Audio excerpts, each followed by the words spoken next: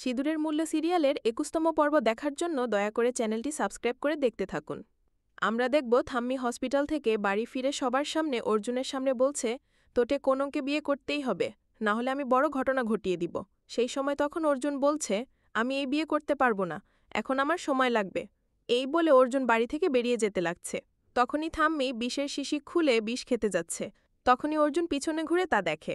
এরপর অর্জুন ঠাম্মির কাছে এসে সেই বিষের শিশি কেড়ে নিয়ে নিজেই সেই বিষ খেয়ে নিচ্ছে। সেই সময় তখন ঠাম্মিসহ বাড়ির সবাই অবাক হয়ে যায়।